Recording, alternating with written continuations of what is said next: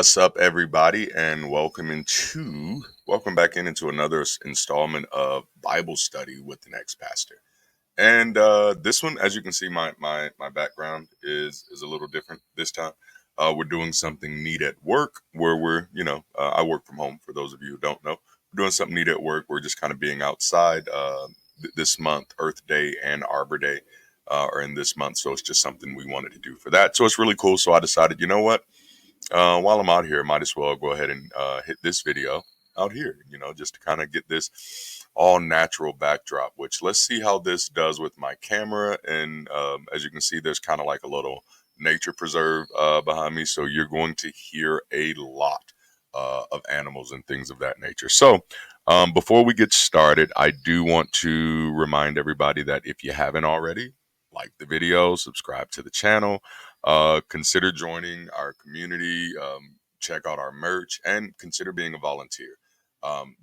We need volunteers. I'm making our reach out this week. I won't say today, but this week I am making reach outs to some of the people who've already signed up. But the more, the merrier. All right, I think I've hit all of that stuff. So this is Bible study with the next pastor. This is not a theological deep dive. Instead, this is me just kind of sharing some thoughts as we're going through it, me going back and looking over the text with a fresh pair of eyes, and then, of course, non-believing eyes, and as well as sharing some things. I don't know if y'all can hear all that, but I guess that is pretty loud. I should have thought about that. But no, some things that I thought about when I was in the faith, when I was younger, and then when I was actively pastoring, and then even when I was on the fringes. So today we're picking up with Genesis chapter 27. And in this is called Jacob's Deception. Doesn't that sound like one hell of a novel? Jacob's Deception. I'd check it out. I'd check it out. I think that's the fastest intro I've ever done. All right, so let me get used to my new system over here because I'm outside, so everything's a little different. All right, so now it came about when Isaac was old and his eyes were too dim to see, that he called his older son Esau and said to him, "My son," and he said to him, "Here I am."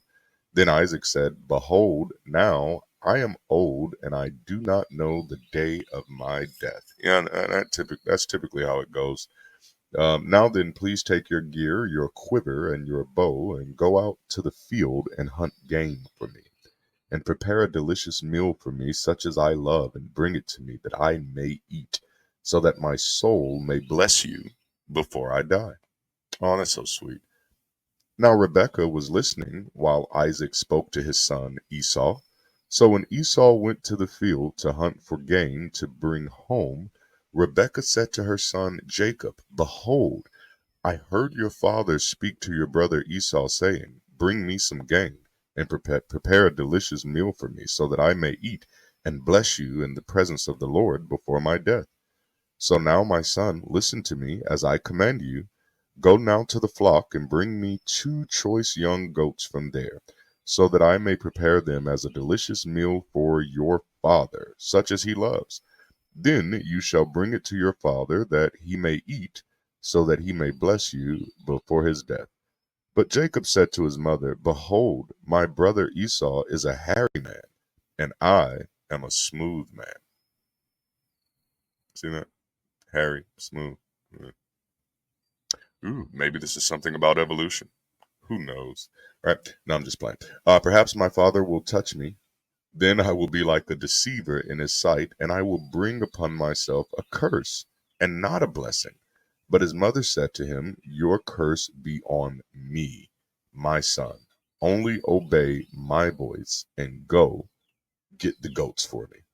So he went and got them and brought them to his mother, and his mother made a delicious meal such as his father loved. Okay, I'm going to stop right there, and we'll jump back into this in a few, because a lot has happened in these few verses. So let's just kind of give some context, and I'll kind of tell you, the whole Esau was hairy thing was just very weird for me as a child. As an adult, it was just like, okay, I guess these things happen. I don't know. But it was, again, kind of going back to his birth. He's described as red and with hair all over, and then we see this kind of connotation again. He's hairy and I'm smooth, but then also in an earlier chapter, oh, there's a wasp. Also in an earlier chapter, we see him we see the description of Jacob as a civilized man, and we see the description of Esau as as one who hunts and is wild, and so it is very interesting here that that the authors here carry on to that. I would love to know what the original um, connotation of that is, and which is, of course, is difficult to find, because these stories did initially evolve as oral stories, oral conversations, oral traditions, passed down. So the original is probably lost, but I have a lot of thoughts, and then even just then reading it, I was like, huh, maybe this is maybe someone early had that thought that, hey, we might be related, to apes. I don't know. But then again, I do know some hairy people, so that happens as well. But then also, okay, so Jacob. For those of you who matriculated through Sunday School 101, you kind of know Jacob as the trickster. He's the one who tricks his brother. Now in the previous chapter, we did read that Jacob, or that Esau rather, sold his birthright to his brother for stew. You know, red stew, apparently. Ooh, that reminds me of Game of Thrones. George R. Martin. Bran had to eat red stew.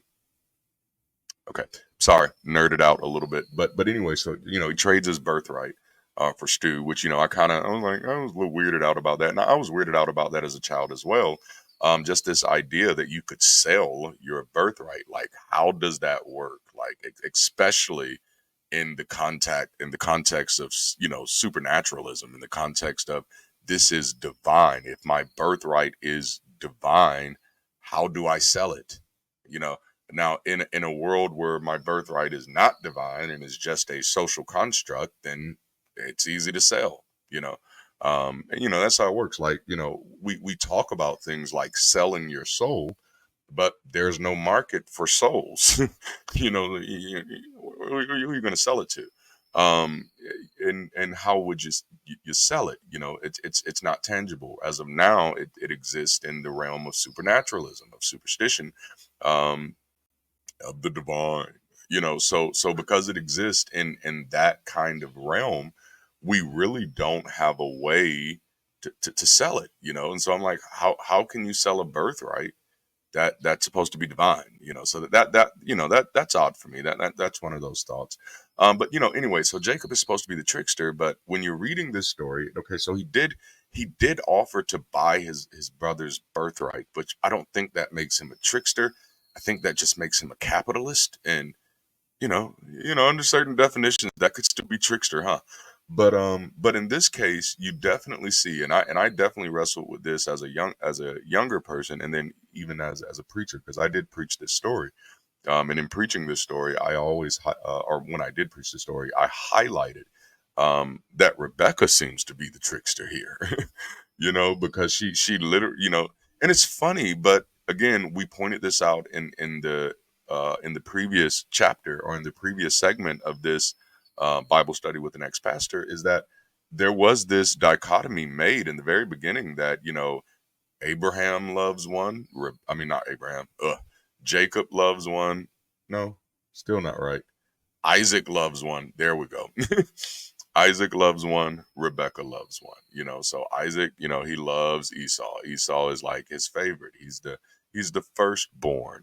But Rebecca is like, I can't stand Esau. I love Jacob. You know, and of course that's not how it initially read. But by the time you get here, that's definitely how it comes off, because it's almost like she has no attachment to Esau whatsoever. I'm like, how do we read this and normalize this from either parent, but you do not see, from Isaac's case, and far be it from me to be defending Isaac, but you don't see from Isaac's case, unless I've overlooked it, any disdain for Jacob. It's just, it just says, oh, he loves Esau. and it says Rebecca loves Jacob, and I did make fun of that, but that in itself, okay, that doesn't say too much bad. But when you get here, Rebecca is literally conspiring against her oldest son. She's conspiring against her firstborn, unless there's this other narrative that I'm not aware of where Esau is secretly not her child and there's something symbolically going on. So, with this story, it's like, and so far, like none of it has been stuff that we define by today's standards as moral, nor would we define it as something that we should abide by. And you do know, in these conversations, I always do try to, while I do poke fun and have a lot of fun doing it, because I do want to kind of normalize this. I want to, one of my biggest goals out of this, and I think I've shared this with many of you, is that we kind of put this literature back in its place as literature, which means it's important, it's valuable. We should take it seriously, not literally. We should value it, but because it's a work of humans. It's a work of humans. Whether they got it right or wrong is entirely irrelevant. I think it's a safe assumption that most people, let's just say 1,500 years ago, got it. Well, we can go back further than that. Yeah, most people about 3,500 years ago were getting it wrong, to the best of their ability. Which is why, even when I talk about superstition, I often like to remind people that there was a time, in our evolution as a species, where it was absolutely appropriate to believe in some of the things that we believed in. It was our best guess at those times. I think many of the problems with many of the superstitions that we still hold on to presently is that we have good reason not to believe those things and still persist, and that, that's dangerous. And so, we don't have to beat up the people who created the stories. I mean, we can pick fun of the stories because they're not sacred. It's like picking fun at Marvel or anything like that. You can do anything of that, but I only like to do that in a sense of just kind of killing some sacred cows around some things so that people can have an appreciation for literature.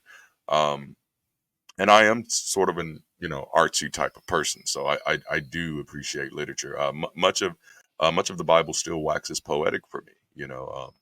I can say this is a horrible book all day long, and it is a horrible book in the context that people try to live by this as their unadulterated word of truth. That's when it becomes deplorable. And I would say the same thing if anybody tried to live by Herodotus or Manetho, or the Egyptian Book of the Dead. You try to live by that as your ancient source of the truth. I really don't care how much beautiful poetry in it at that moment. um, it becomes dangerous. And it's not the book that's dangerous, it's your association with it that's dangerous, which is why I've never been a book banner or a book burner, like on this side or the other side. I don't understand that book. And just in my perspective, books can't be dangerous. It's ultimately us.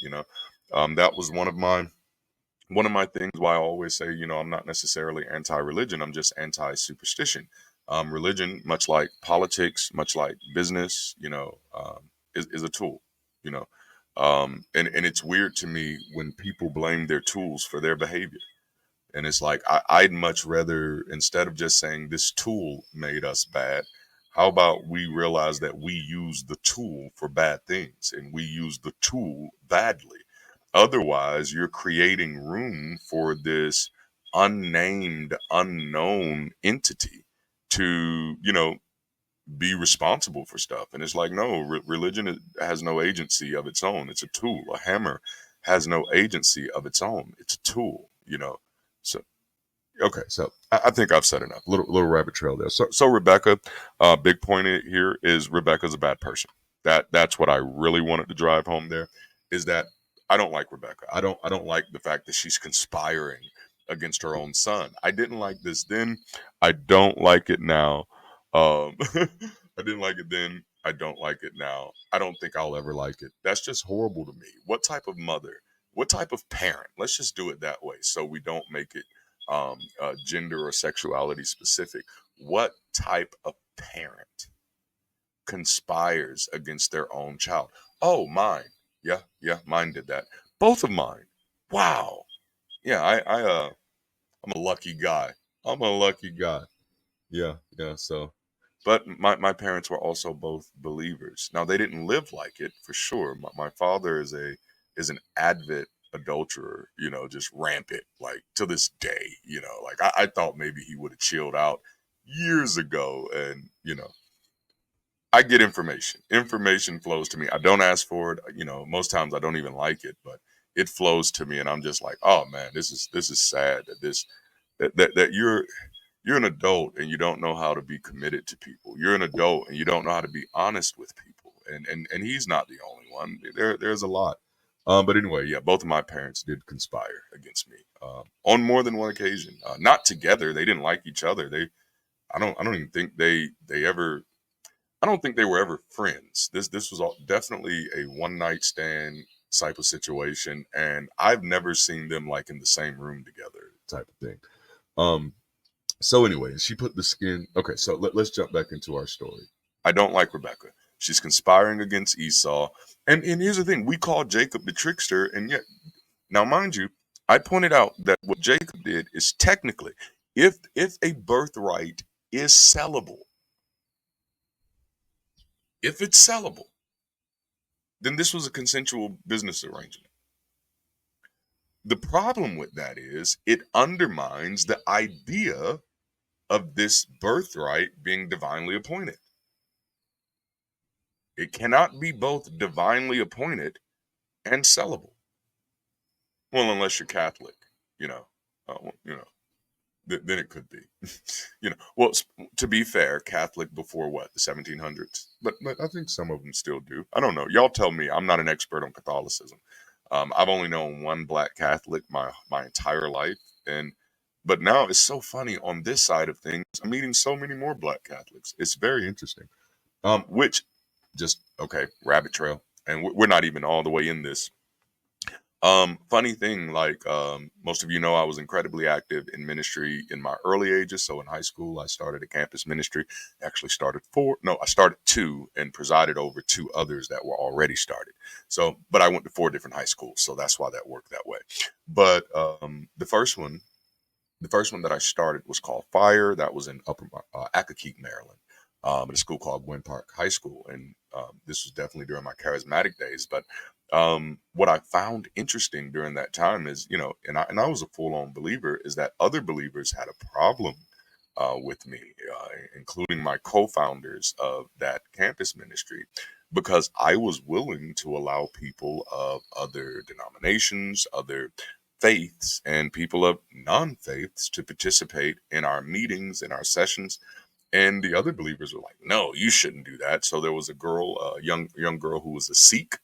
If you're familiar with Sikhism, she was a Sikh, and they were like, "Oh, you can't have that Hindu in here." And I'm like, you didn't even ask this young lady what she is. You didn't have a conversation with her. You've made these assumptions, which it demonstrates that you don't know enough about her belief system to make a judgment about it. There was another young man. His name was Dallas. I'll never forget him to this day. He was an atheist. And I was like, yeah, come on, man, sure. Because, I bought into this idea that, God really loves everybody. It's just these other people who are kind of fucked up, for lack of better words, right? And so yeah, and then there was this other guy, and I can't believe I don't remember his name. I remember Dallas's name, but not the other guy. The other guy was a black guy who was a Catholic, and they didn't want him in the group. And I was like, wait a minute, but Catholics are Christians, right? I mean, sure, maybe it's a different type of Christianity, but is there any such thing as the same type of Christianity? Mind you, over 44,000 denominations. You know, that means something. You can't just wash that away. What at the very least, what that means is that there is no uniformity in the book. There is no uniformity in the belief, and there is no uniformity in the behavior. And what that means is there is no univocal voice in the book or outside of the book. Because if there was, well, you get the point. So let's kind of jump back into the story here. So yeah, hold up. So Jacob actually says, hey, maybe we shouldn't do this. I don't want to deceive my father. And Rebecca says, hey, don't even worry about it. It's gonna be on me. You know what I'm saying? It, I'm gonna be the one to get in trouble. And goddamn, if that doesn't remind me of my childhood. Um, it's in my book, so I can say it. My mother was a thief when I was growing up, so she would like steal things from places like Walmart, Dillard's, grocery stores, and it be stuff like food and clothes and stuff. And before you be like, oh, it wasn't for us. It wasn't for food for us, and it wasn't for clothes for us. It was so that she could sell, so that she could get drugs. But on many of these runs, she would take me with her, and she'd take, like, especially like at places like Dillard's or something, she'd take me, or JC Penney's, I think is what it was back then. Oh, there's another one, and I want to remember it now, just kind of like for old time's sake. There was like Piccadilly's in it or something. But anyway, so she'd take me in there and she'd stuff clothes in my pants and in my shirts and stuff like that. And she'll say, don't worry about it, because if you get caught, you won't get in trouble. I will. I guess this is where she got her example from. Now I know that's a stretch. Because she didn't read this book. She had it. She didn't read it. It was there. There was scriptures in it that you knew. It was always open, but no, like you'd read through it and no. So, interesting. Very interesting.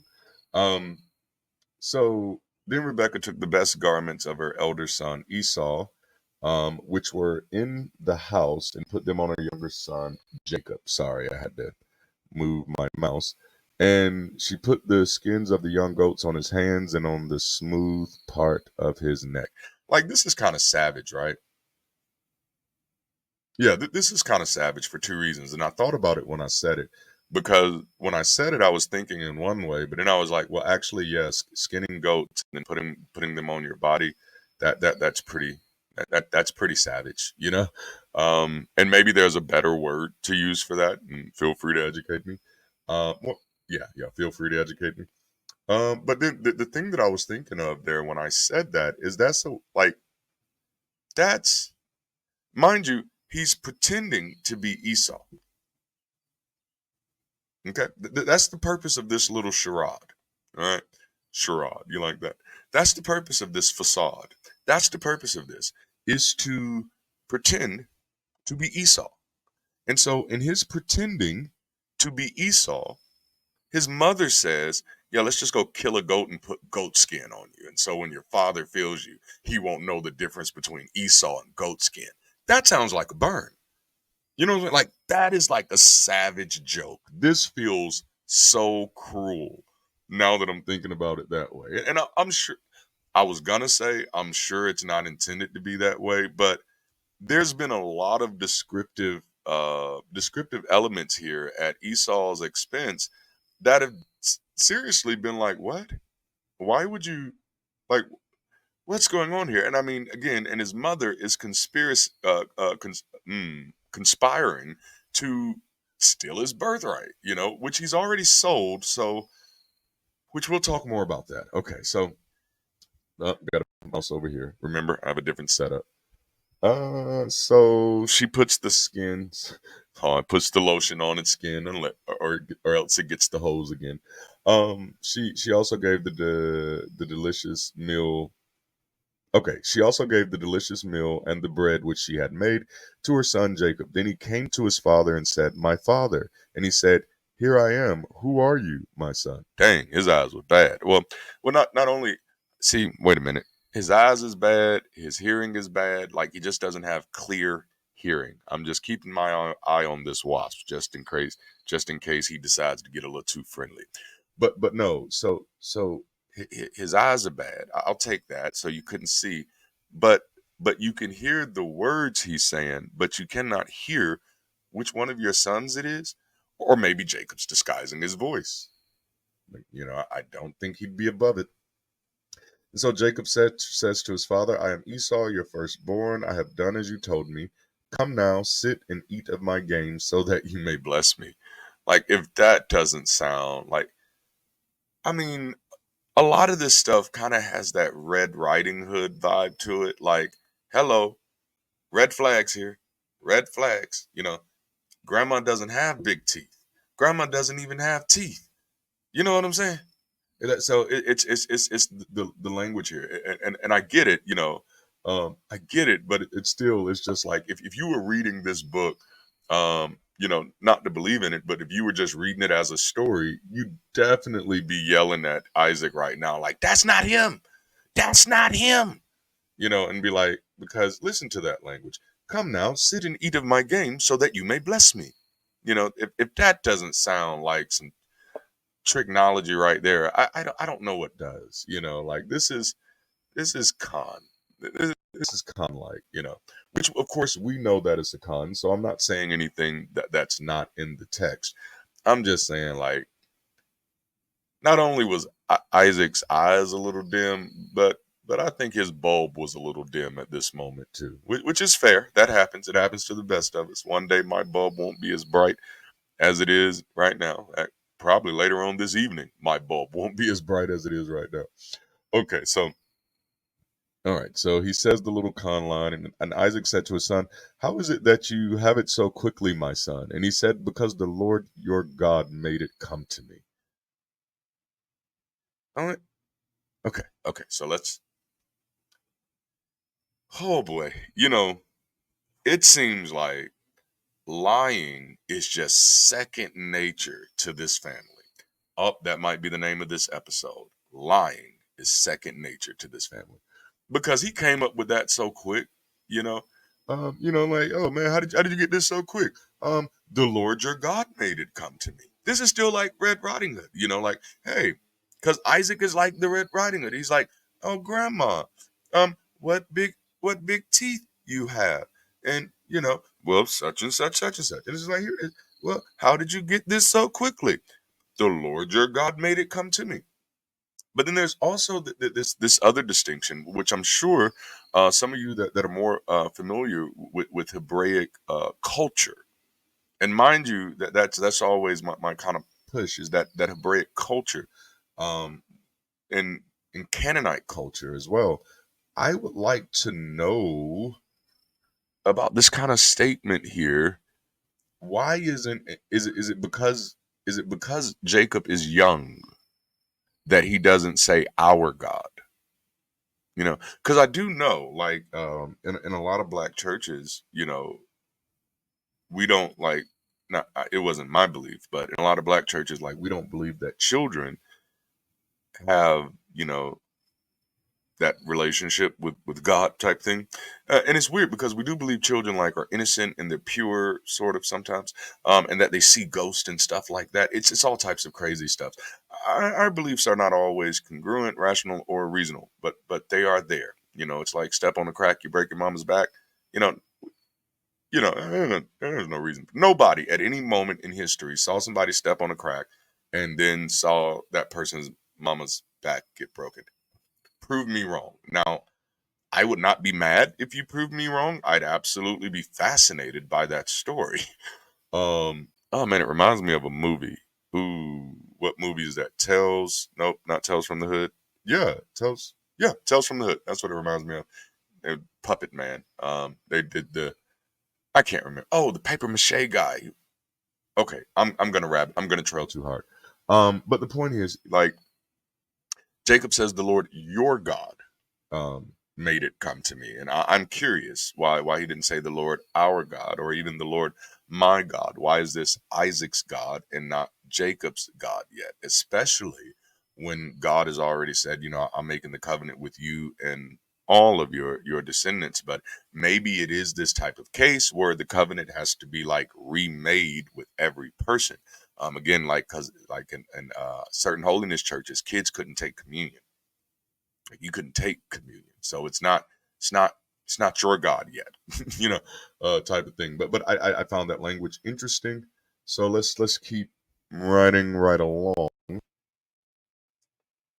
Yoink. Uh, then Isaac said to Jacob, "Please come close so that I may feel you, my son, whether you are really my son Esau or not." So Isaac is so used to these people being liars that he knows to go ahead and double check.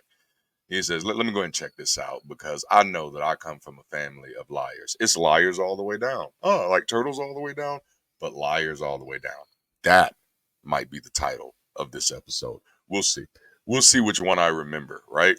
Um, okay. And he did not recognize him because his hands were, and he did not recognize him because his hands were hairy like his brother's Esau, so he blessed him. So Jacob, okay, no, that's where I messed up at. So Jacob came close to his father Isaac, and he touched him and said, "The voice is the voice of Jacob, but the hands are the hands of Esau." So you did recognize that this voice was the voice of Jacob, and so why did you ask who was it in the beginning? Yeah, that's just bad writing.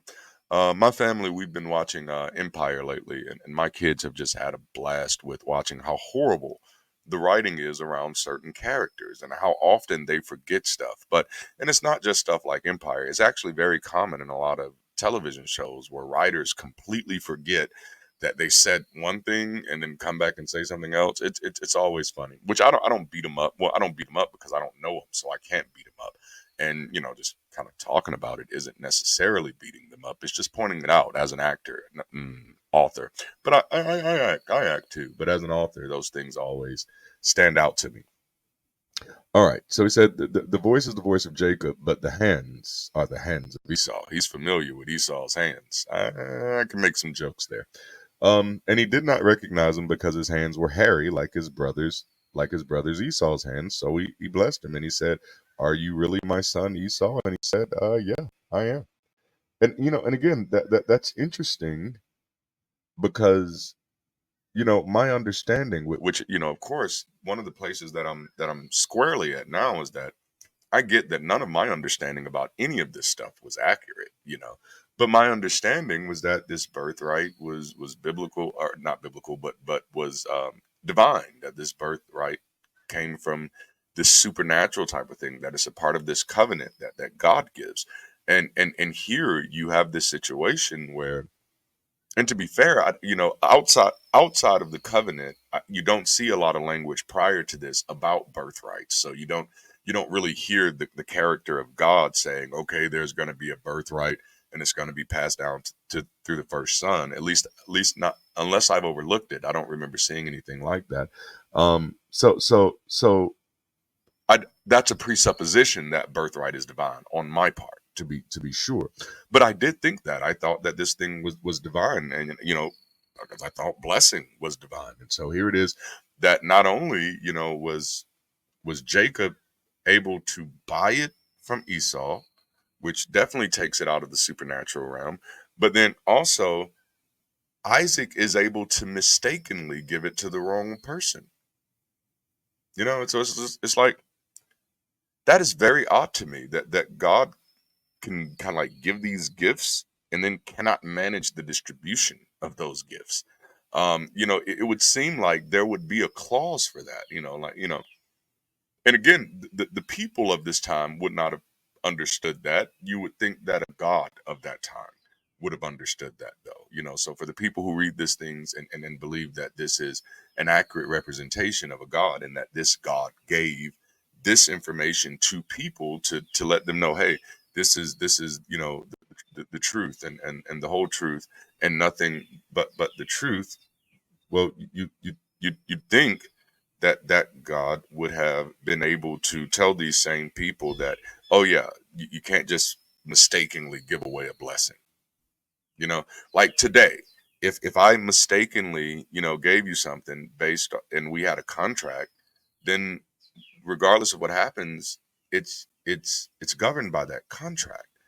And if it can be demonstrated that I was not of my right mind, and it can be demonstrated that you were fraudulent, that you were not who you appeared to be, that you did not engage in this agreement in good faith, in our modern standards of law, you'd be protected. And so in this case, Esau is a victim, and that's just odd. But it's funny though, because he's only a victim in the first sense of the story, not the second sense. I mean, he's only a victim in the second sense of the story, not the first sense. Because in the first sense of the story, he's a willing participant. He's a consensual seller. He is a seller. Now, he's not a very good seller, but he's a seller. He sells his birthright for soup. I can't fault. anybody outside of Esau for that. You know, but in the second thing, which makes you wonder, like, did him selling it not take? Which I have heard preachers kind of preach that, oh, you can't outdo God's will.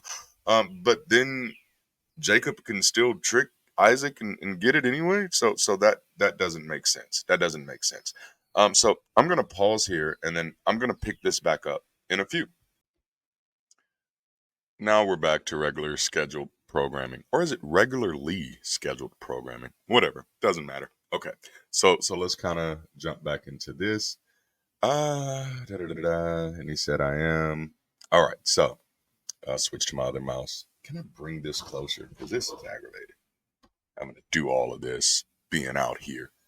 Um he did not recognize him, and he said, "Are you really my son Esau?" And he said, "I am." So he said, "Bring it to me, and I will eat of my son's game that I may bless you." And he brought it to him, and he ate, and he also brought him wine, and he drank. I like my wine. Then his father Isaac said to him, "Please come close and kiss me, my son." It's a cultural thing. So he came close and kissed him, and when he smelled the smell of his garments, he blessed him and said, "See, the smell of my son is like the smell of a field which the Lord has blessed.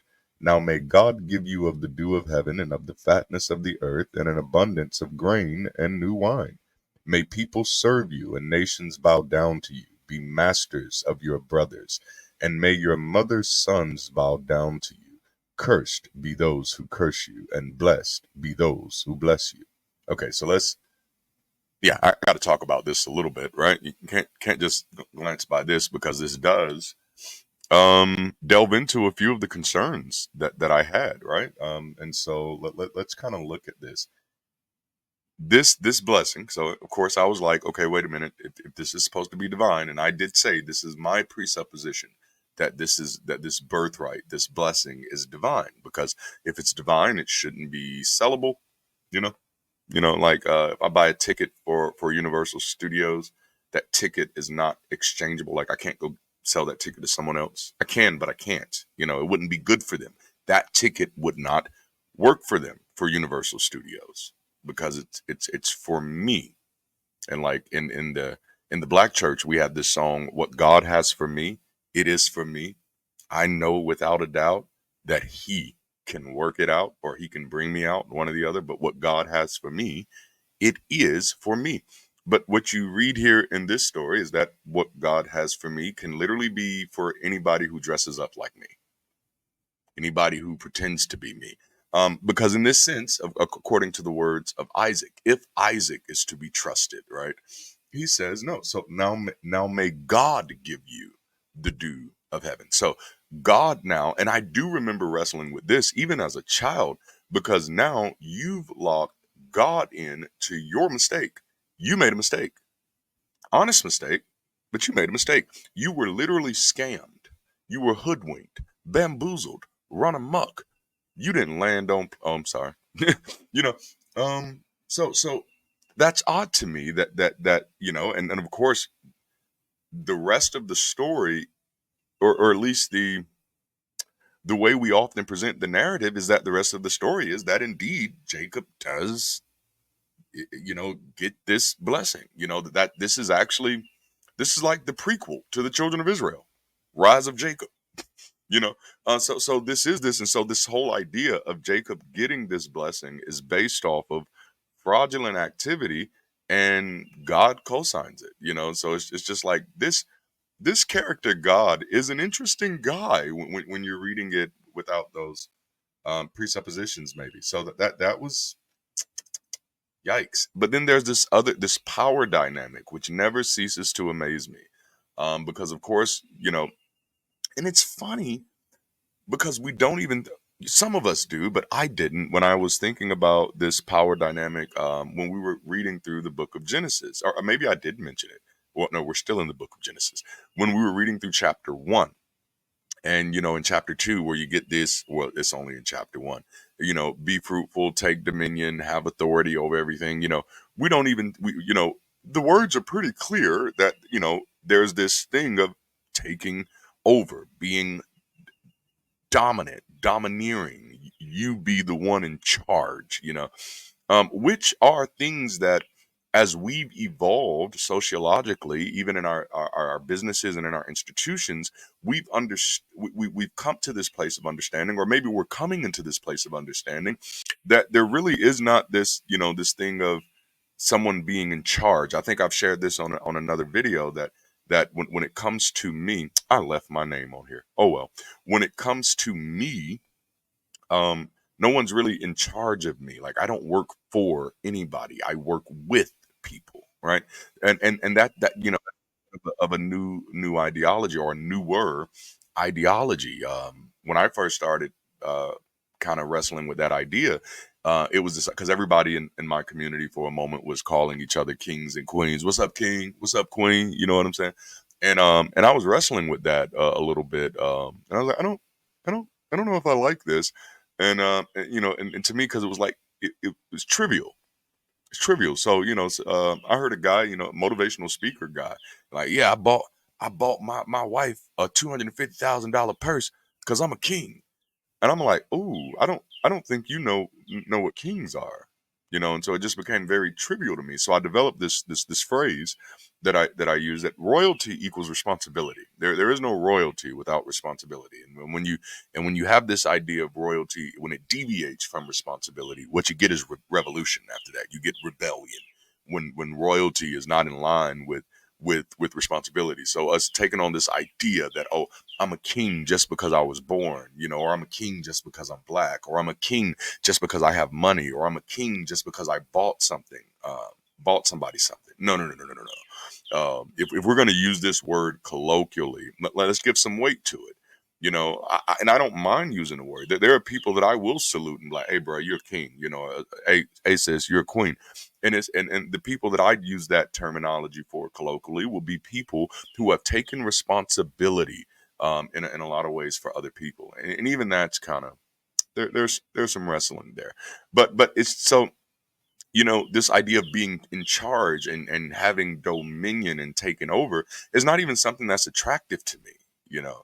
Um, and that's something that I've only been able to articulate more now that I've come on this side. Like, when I was in it, it was very attractive to have people to kind of look up to you, and for you to be the answer guy, and for you to be the guy who knows stuff, who knows how to do stuff.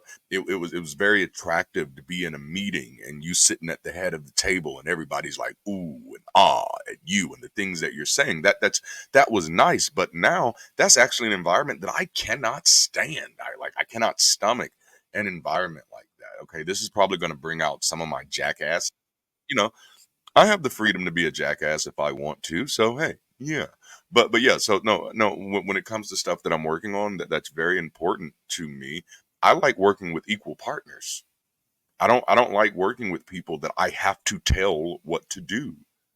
I don't like working with people that I always have to figure out their problems. I don't like working with people that I always have to come up with the idea. I don't think, and just in my personal view, that's not how you get the best ideas. You don't get the best ideas by appointing a person who's the idea person and just like, okay, whatever ideas this person says and approve, those are the ideas that you do. No, the way you get good ideas is that you get, a group of equally invested people to talk through those ideas, and each one of them throw some ideas out there, and you work through them. You work through the pros and cons. So th- interestingly enough, and I probably should do a video on that.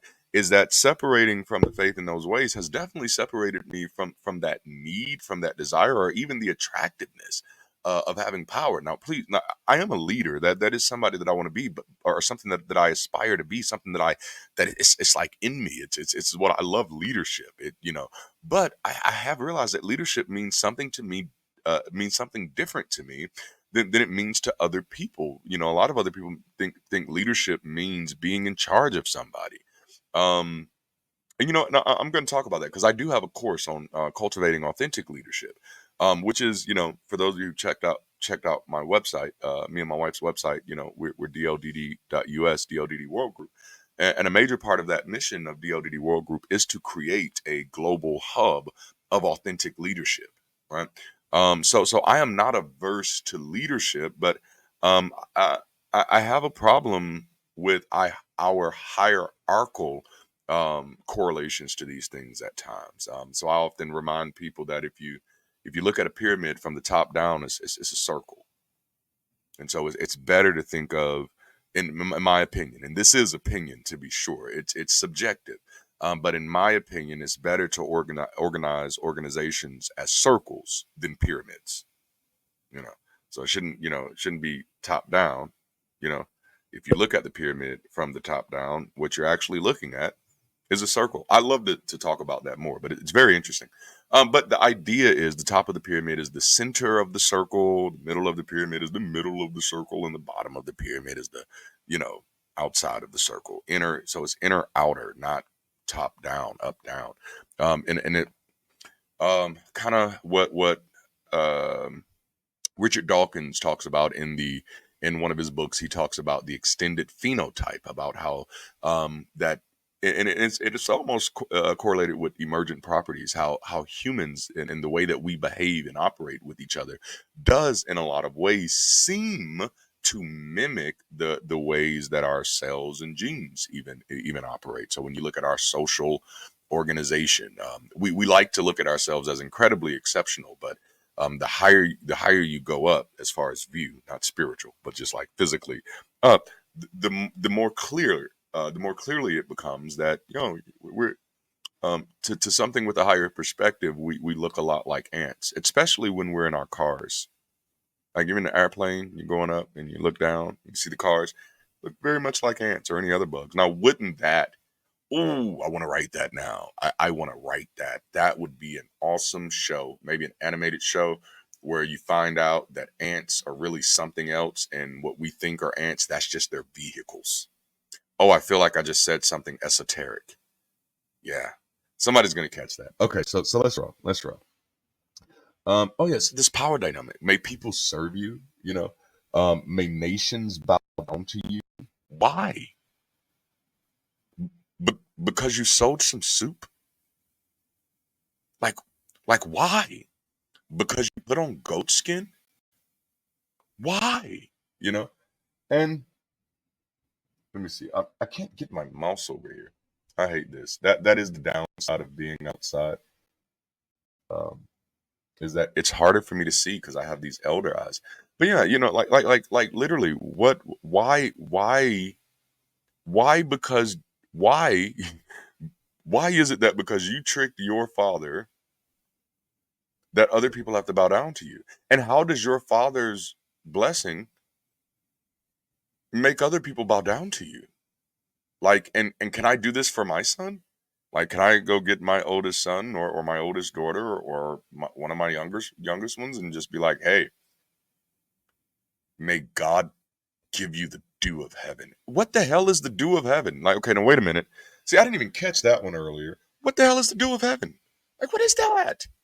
Unless we're talking about, unless we're back naturalistic here and we're talking about the skies, we're talking about, actual dew, then I get that. Which I do make an argument that the God in the Bible is a natural God.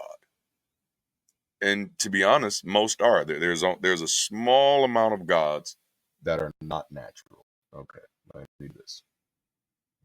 And not natural as in, not supernatural. So, I'm not saying that, but natural in the sense that these gods exist in the natural realm and operate in the natural realm and impact the natural realm, whatever realm is, with measurable activities, or at least that's how the stories are written. God doesn't get esoteric, in a Christian aspect, until people realize that there likely may not be one, and then all of a sudden you have to move God out of nature.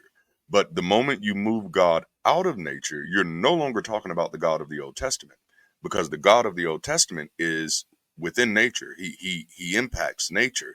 He closes doors to boats. That's natural. You know what I'm saying? He makes it rain. That's natural. If he sends the flood, that's natural. So the God of the Bible is natural. Like Zeus was a natural God. Thor is a these are natural God. I'm trying to think of something that will be more of of an ethereal God. Well, and that's almost like a newer concept. When I say newer, of course, I'm not meaning like yesterday. Of course not. No, but none of us were just born yesterday, except for those who were actually just born yesterday. Happy birthday! But yeah, so but yeah, this power dynamic was very interesting to me because that's something I no longer have any type of attachment to. I don't need other people to bow down to me. I mean, and perhaps there's another way to look at this is you remove yourself from the idea of God being the orchestrator here, and that these are just humans doing their own thing. Then you look at this as a father who has really high hopes for his kid. You know, it still kind of sucks that this father was kind of tricked into giving away this blessing to the wrong kid, but in that way, I guess there could be some beauty in it that this father says, "Oh, my son, may God give you the dew of heaven and all that, and the fatness of the earth, and an abundance of grain and new wine. And may people serve you. May you have lots of slaves and servants and maids and butlers, and nations bow down to you, and be masters of your brothers. And may your mother's sons bow down to you." Like it's not just nations bowing down to you. Like again, like last week was what, brother against brother. You see it again here.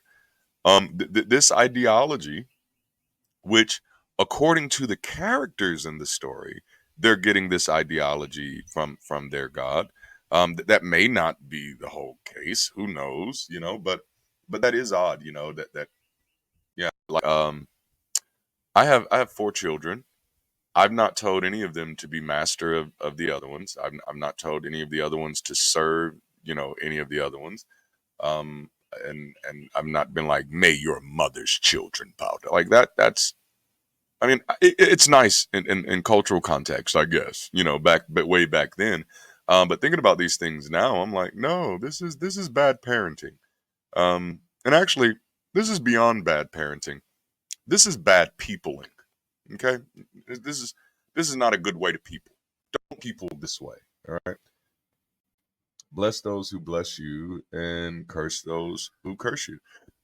Which I read that backwards. There's some dyslexia there, but that is interesting. Maybe that's the way out. Maybe that's the caveat. These nations have to bow down to you. You can be masters of your brothers. Your mother's sons have to bow down to you, which that's kind of redundant. But if anybody blesses you, you can bless them. So maybe that gets them out of it. I don't know. Fabulous be fabulating. Okay, so now it came about as soon as Isaac had finished blessing Jacob, and Jacob had hardly gone out from the presence of his father Isaac, that his brother Esau came in from his hunting. Then he also made a delicious meal and brought it to his father, and he said to his father, "Let my father arise and eat of his son's game, that you may bless me." Okay, so everybody's playing this little game today. His father Isaac said to him, "Who are you?" And he said, "I am your son, your firstborn Esau." Then Isaac trembled violently and said, "Who then?" He trembled like he's like, so now. Okay, all right. I've given Isaac some grace, but I haven't been the nicest to Isaac. I want to advocate for Isaac here. Okay, I want to advocate for Isaac here. This Isaac trembled violently. This means that this dear brother, this dear man, feels violated. He feels betrayed. So the blessing of Jacob is a betrayal of Isaac. And yet God is the God of Abraham, Isaac, and Jacob. Now I know the story's gonna, work it out, but I don't like that. This is not good for me. No. No. Bad Ape. Watching War of the Planet of the Apes recently. Bad Ape was my funniest one. He was amazing. I gotta figure out who did the voice acting for him. I'm tempted to look it up right now, but this is Bible study, so I should stay focused. Who then was he who hunted game and brought it to me, so that I ate from all of it before you came and blessed him? Yes, and he shall be blessed. That's weird. When Esau heard the words of his father, he cried out with an exceedingly great and bitter cry and said to his father, "Bless me as well." my father. Like, this seems like a tragedy at this moment. Like, you could hear the strings. You Isaac is over there, trembling violently, and now Esau is crying out with an exceedingly and great bitter cry, you know. And then his father says, "Your brother came deceitfully." So I didn't say it was, deception. It's there, but remember, this chapter was named Jacob's deception. But it really shouldn't just be called Jacob's deception. It should be called Rebecca's deception and Jacob's participation. And he said, "Your brother came deceitfully and has taken away your blessing." So this blessing was supposed to belong to Esau. But again, this all seems to be mute to me, because I thought Esau had already sold his birthright. So, like, if he's already sold it, why did he come in expecting to get a blessing? So, like, at this moment, they're all crooks, because that means Esau willingly entered into a business arrangement with no intentions of honoring that business arrangement. See how I did that? You know? But again, it's all kind of friends, so you can kind of do whatever you want to do with it. And ultimately, I am kind of apathetic to it. It doesn't really matter to me. Like, I don't care that Zeus ate his kids, or whatever. Was it Kronos that ate his kids? Somebody ate their kids. Doesn't matter to me. I'm apathetic to that, because I know those. There are a few reasons. Number one, because I'm pretty damn sure they weren't real. And then number two, it was a really, really, really, really, really, really long time ago. And by comparison, I think we just did a lot of horrible things in our ignorance. Did y'all see that wasp? He got way too close for comfort. Bugs like me, though. Like, animals like me, period. But I guess that's because I'm not mean. I can be mean, but I'm not. All right, so then Esau said, "Is he not rightly named Jacob? For he has betrayed me these 2 times. He took away my birthright, and behold, now he has taken away my blessing." All right, so I stand corrected. Birthright and blessing are two different things, according to this text. Somebody in the comments is definitely going to tell me the difference between the birthright and the blessing. Now, mind you, I be telling y'all this. I would like that perspective. And some of you, when you reach out, you do give me that. I want that perspective, not from your French thoughts, Mm, you know. I actually want that perspective from either Hebrew culture or Hebrew academia. That's where, honestly, when it comes to things about Hebrew culture, I am reluctant to take most people's words on anything. Even and as long as you're being nice, I'll be nice. So I won't be just like, "Oh no, that's bullshit." If you're being nice about it, I'll be like, "Okay, cool, that's interesting." Because I'm not a jerk. I can be a jerk, but I'm not a jerk, which means as long as you're dealing with me in good faith, I will always deal with you in good faith. I like civil arrangements. If you are a troll, I will treat you as such. Yeah, that's kind of who I am. But yeah, for that, no. If there's anybody who has some insight there about the difference according to Hebraic culture, and I want you to understand the words that I'm using. I did not say Jewish culture. I said Hebraic culture. Judaism is an offshoot of Hebraic culture. All right. Judaism represents one tribe, you know, and Hebraic culture is larger than 12 tribes.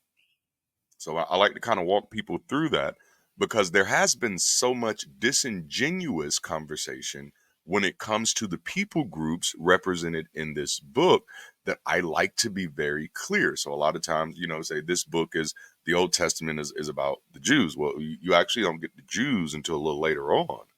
So this is about a group of successive groups of people that ends up with the story of the Jews. And of course, you do have to remember that these documents, these religious documents, this religious text, have been curated by the people that we are that I don't want to say the people that we call Jews, because there's some stuff there. I don't want to get canceled. I'm not trying to say anything derogatory, but there is a disconnection between the Jews of today and the Jews of the book. And so, I, not that it means any much of anything. Of course, the Jews of the book are fiercely in ethnicity, you know, for the most part. And today, the Jews of today are ethnicity as well, but also faith. It's more so the faith, tradition, culture, which is also a part of ethnicity, but actually proving that point out it has not exactly been done. And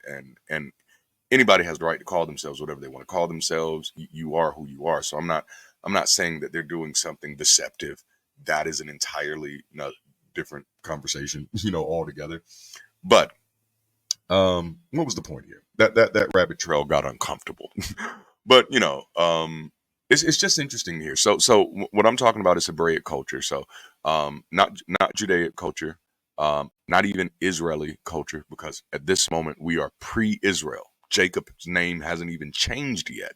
So at this moment you're dealing with Hebraic culture or even proto-Hebraic culture, which I think technically, according to the scripture, these people are technically Hebrews.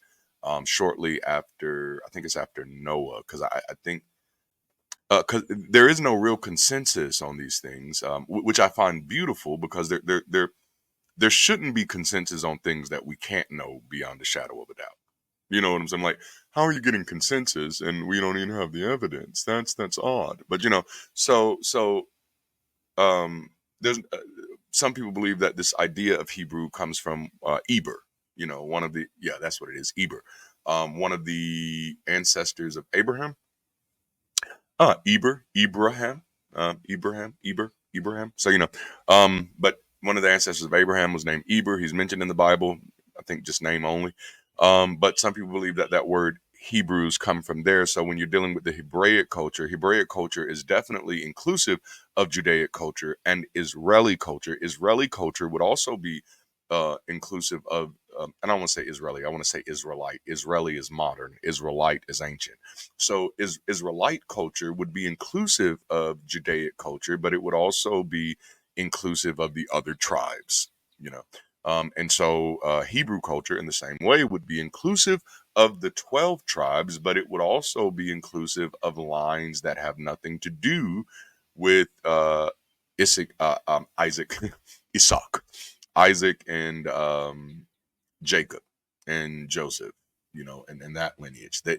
Hebraic culture in that sense would include Ishmael's, the people groups that relate to Ishmael.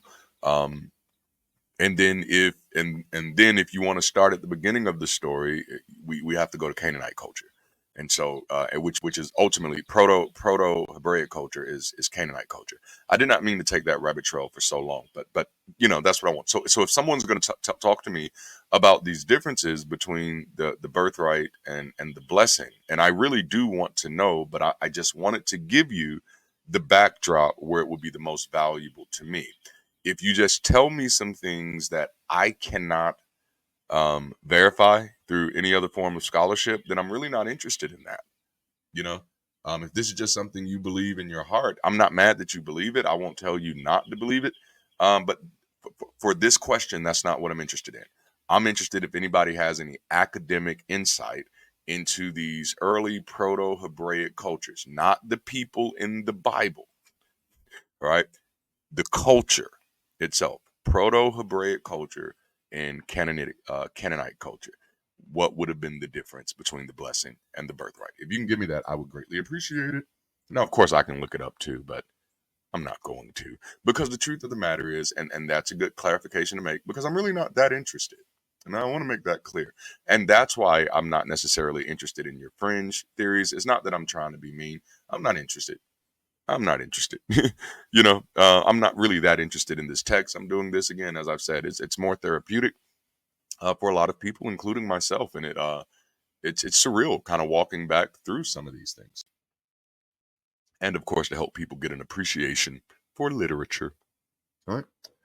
So let's get back here. I keep going to the wrong mouse because my other mouse is awkwardly in between these screens.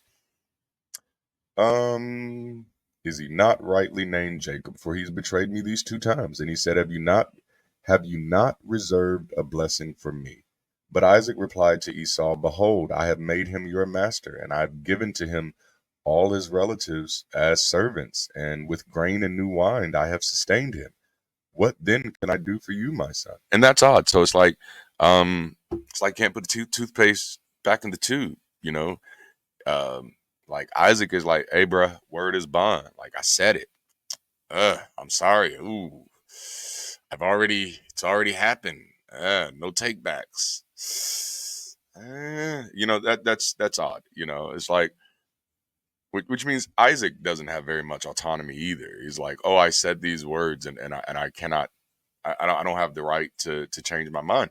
And it's not even changing my mind. It's like I don't like that was odd to me, and I do remember wrestling with that as a child. Like, hey, like I get words are powerful and stuff, but like not like that. Words don't work like that, And the way Isaac seems to be conveying this thing is Isaac is like, yeah, I'm sorry. He's literally already being sustained by the new wine right as we speak. It's already happened, and this is very interesting because and I've went on this rabbit trail before. The Bible does have this does in many ways have these undertones of abundance, unless you're on the other side of the blessing. And if you're on the other side of the blessing, there's not enough. I've already given that stuff to somebody else. There's not enough for you. You see.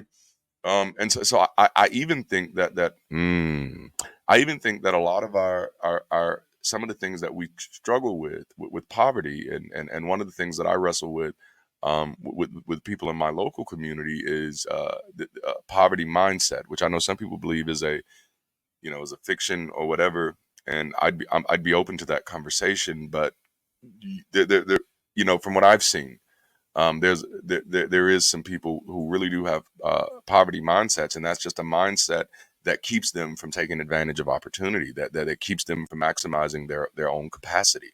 And a lot of times that mindset is rooted in their belief systems. It comes from this idea that there is not enough. I mean, think about it. One of the most paramount lines that Jesus said, or one of the most memorial lines that Jesus said, is that the poor will be with you always. Now, mind you, that is not a statement of fact, but many believers treat it that way. Like so Christ's understanding of the world is that the world that his father created would always have poor people in it. Right? That reinforces this idea. It's one thing to know that there are limited resources, but that recodifies this idea that there's not enough for everybody. You know, and I know a lot of people. I'm just speaking from the people that I know. There are many of them who there are certain things they don't try to do, certain things they don't attempt to do because they feel that there's not enough. Well, there's not going to be enough for me. Well, somebody else got that. And this sometimes it's something that we can trace back to our childhood for sure, because it's like when someone's giving out candy, even though you can see there's still a full jar of candy there, but a kid gets mad if he sees somebody get a little bit more candy, than he thought they should get, and he's like, "Oh snap," because that fear is, "Oh, there's not going to be enough for me," and that's definitely kind of what's being explored here, or even implied here, is that, "Oh, I'm sorry, I literally gave everything to, you know, uh, Jacob, and now Esau, there's nothing, there's nothing left for you." And unfortunately, my words are so damn powerful that when I say them, I can never say, "Oh no, I was tricked, that was wrong." Which again, that's kind of anti-progressive, right? And these are that is an interesting thing that I don't think I would have caught before, of how even in this story, it does have a little subtle attachment to keeping you in a place of not being progressive. So it has been said, it has been established. What does Joel Osteen say? "This is my Bible, my very own Bible." No, that's not the one that I'm looking for. Joel Osteen says that, but it was another thing that we say. God said it, I believe it, that settles it. That's that type of thing. And so that's kind of, it's word is, dang, is that where we got word is bun from? But that's the thing. Like I've said these words. I'm sorry, I can't do anything else. And and actually scripture is pretty poignant about that point, because it often talks about your idle words and not just using idle words, because it seems like the crafters of this idea really believe that, well, death and life are in the power of the tongue, and so that if you say it, oh, it's gonna happen. And that's yikes. So then his father Isaac, uh yeah. All right, he says, what can I do? Esau said to his father, do you have only one blessing, my father? Bless me as well, my father. So Esau raises his voice and wept. It's sad that Esau even has to cry this much and ask this and ask the, which I get it. Isaac's an old man, so maybe his memory isn't jogged. So he's like, hey, bro, you don't have any other blessing in that bag that you can pass this way? Um, and so then he's like, oh, you know what? I think I have another one. So then his father Isaac answered and said to him, behold, away from the fertility of the earth shall be your dwelling, and away from the dew of heaven from above. And by your sword you shall live, and you shall serve your brother. But it shall come about, but it shall come about when you become restless that you will break his yoke from your neck. That is interesting. Mm. Okay, so no, first of all, interesting, but very depressing, right? So, do you not have one other blessing for me? At this moment, I'm not convinced that Isaac knows what the word blessing means, because this does not sound like a blessing until you get to the end. But then, even in the end, like the end is only good because it's relief from the other stuff. Because so it's like, all right, yeah, I have a blessing for you. Where the earth doesn't produce anything, that's where you're gonna live. You know, and then the dew of heaven, it's not coming from for you, and you're gonna have to fight for everything you want, and you shall serve your brother. But one day you'll get tired of that shit and cast it off.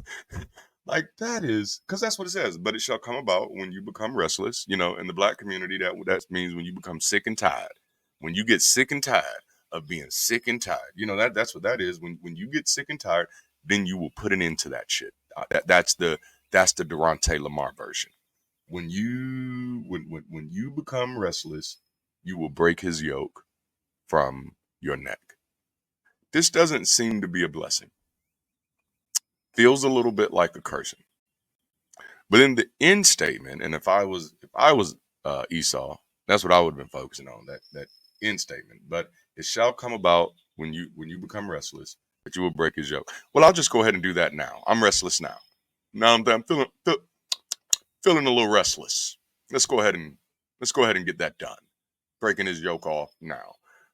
Yeah, but that's interesting. But imagine reading this as a kid, and then reading this as a young minister, and then continually reading stories like this.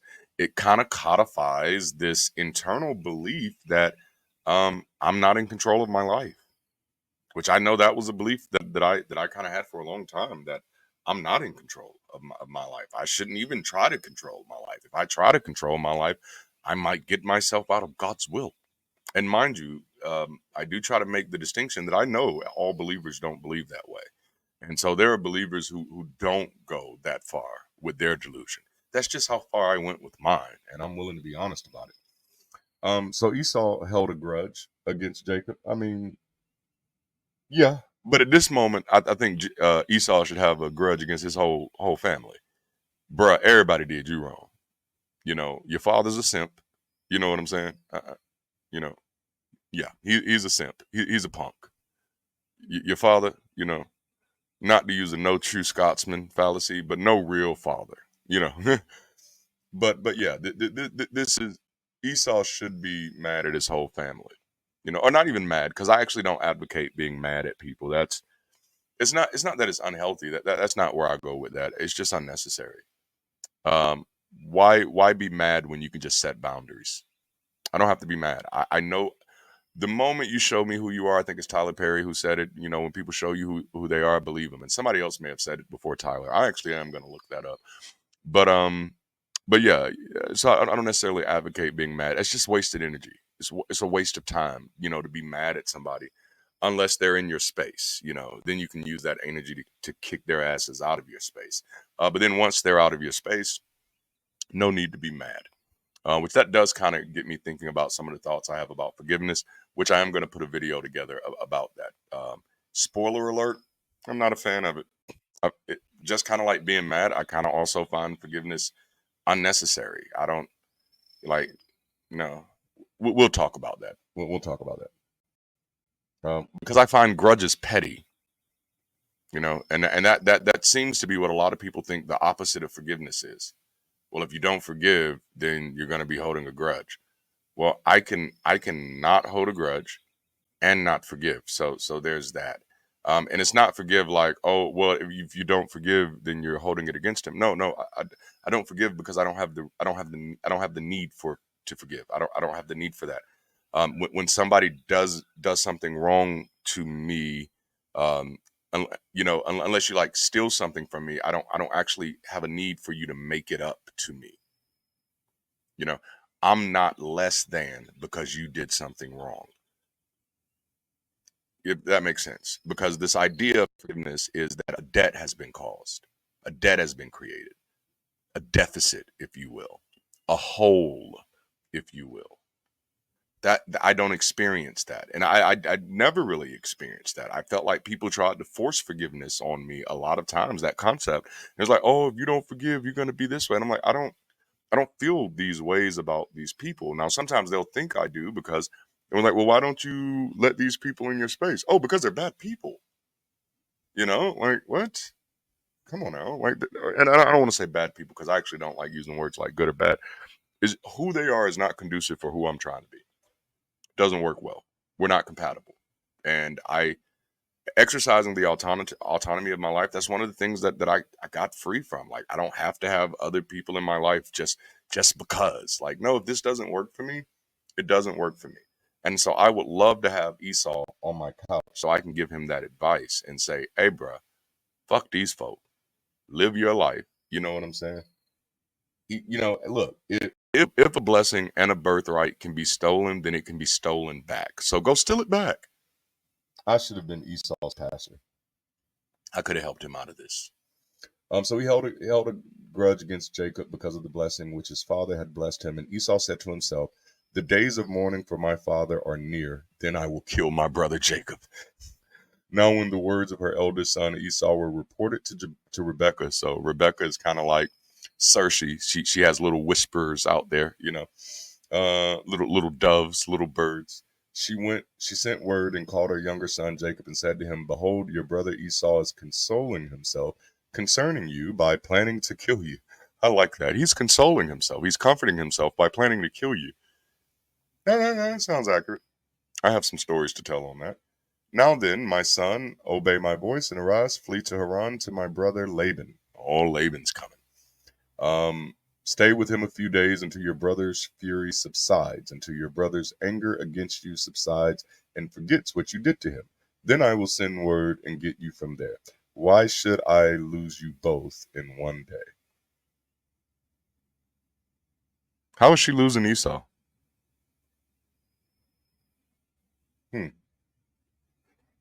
Why should I lose you both in one day? That is odd because it seems to me she's lost Esau a long time ago because she didn't really care about him. You know, and apparently she didn't care about him because he was hairy. That's what I'm thinking. So anyway, and Rebecca said to Isaac, "I'm tired of living because of the daughters of Heth. If Jacob takes a wife from the daughters of Heth, like these from the daughters of the land, what good will my life be to me?" These people are weird. Yeah, this whole family. This could have been a Maury Povich or Jerry Springer episode. This was awkward for me in a lot of places. I don't like this family.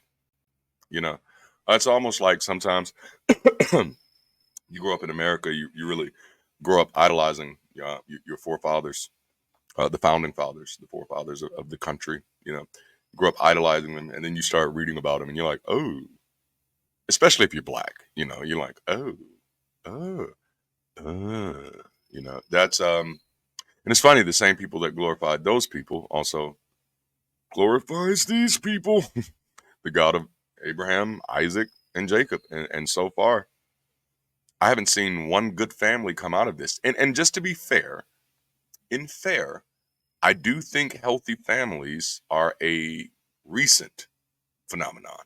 So I don't necessarily expect to read something from, I don't even know. I was gonna say the Bronze Age, but that does not sound right. That doesn't feel right. But I don't really expect to read ancient literature and see healthy examples of relationships.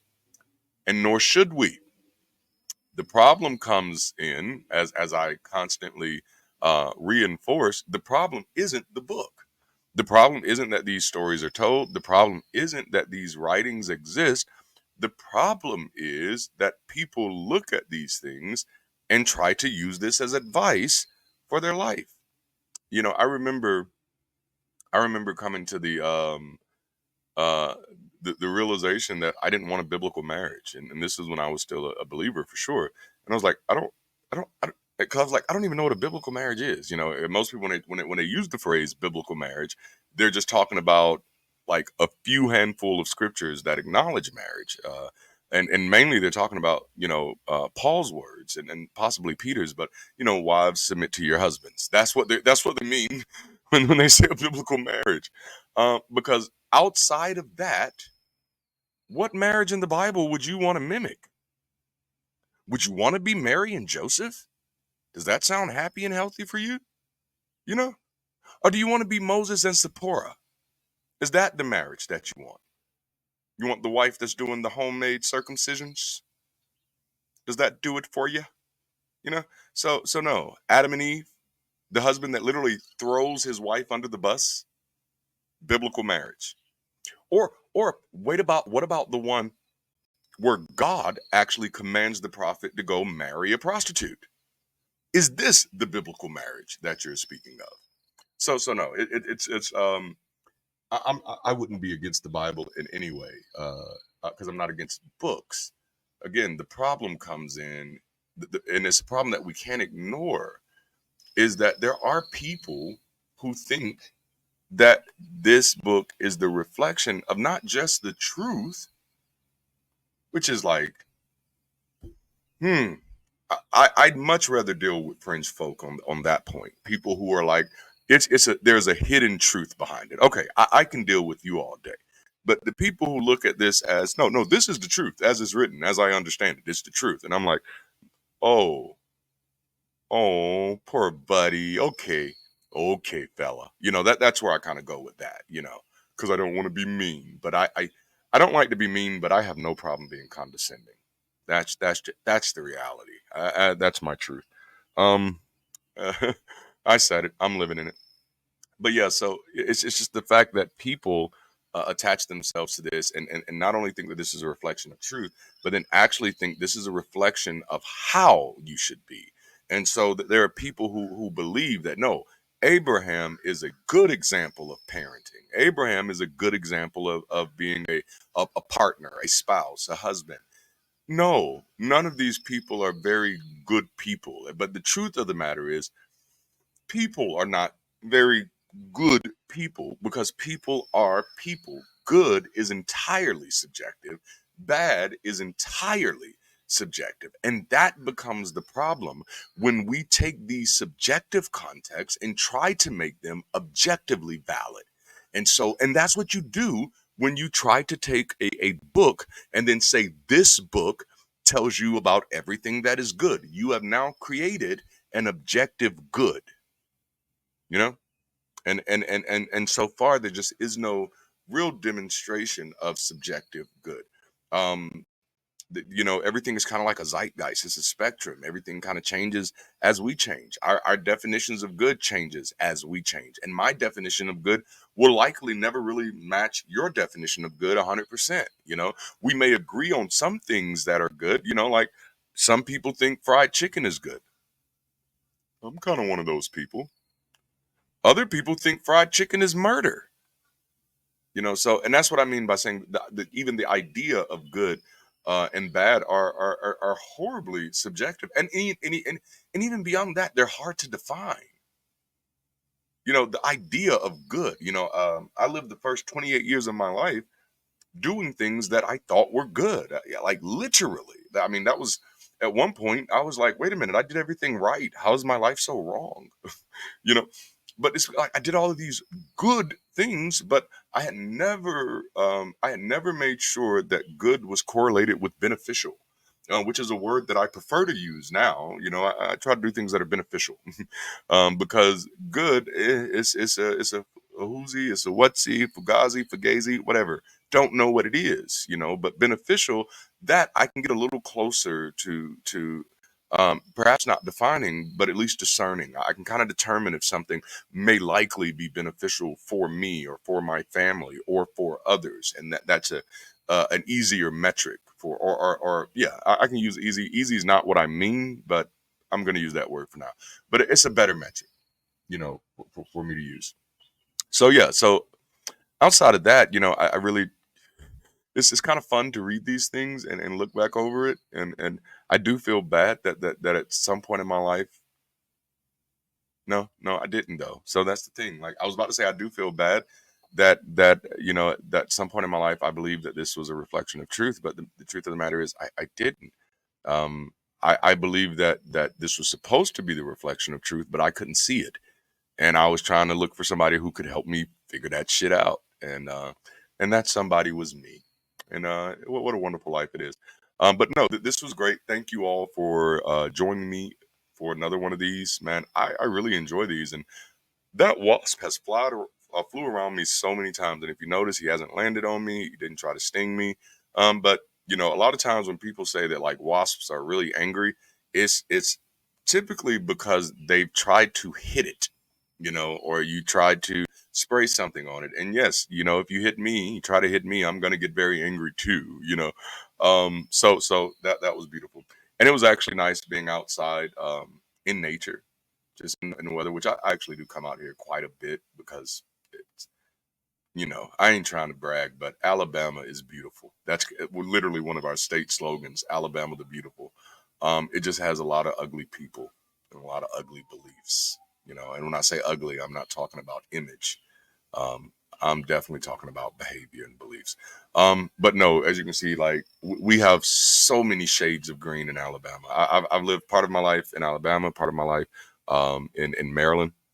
And one of the things I love about being, more northeast, which I know Maryland is not the north, but it is northeast of here. So the one thing I appreciated about being in Maryland was the dramatic colors, fall autumn colors. You get vibrant reds, deep reds, vibrant oranges, pinks, yellows, and it's just like it's one of the most beautiful things in the world. And then I remember driving back to Alabama one time, and I was like, "Oh, it's just green," and of course that's hyperbole. There are some other colors, in my yard. I have roses, of course, and I also have a Japanese maple. I think that's what it's called, a Japanese maple. But and I have another thing that I can't remember the name of it, but I call it a snowball bush because it just looked like it has these big popcorn snowballs on it. But we have so many variations of green in Alabama, and I don't think I appreciated it as a child, but as an adult, I definitely look at it, and it's just beautiful to me. Deep dark greens, emerald greens, light greens, yellow greens. So the big point is it was refreshing kind of doing this in nature and not having to have a bright light, shining into my face, killing my vision. So this was beautiful. This was fun. I hope you all had a good time today. Of course, let me kind of give my spiel. If you haven't already, make sure to like the video, subscribe to the channel, hit the alert notification, so that way you can get notified. Um, Join our community, man. Whether you join on Patreon or join through our YouTube membership program, get involved. I mean, why not? What's the worst that can happen? I got stuck there a little bit. Did y'all catch that? I got stuck. But yeah, what's the worst that can happen? Join our community. Check out our merch and consider volunteering. Seriously, need volunteers. Let's make this thing. Let's make this thing super duper productive, super duper progressive. Let's keep doing great things. I love you all. I appreciate your time. Until next time, keep rising, stay progressive, and stay beautiful. Holla at you.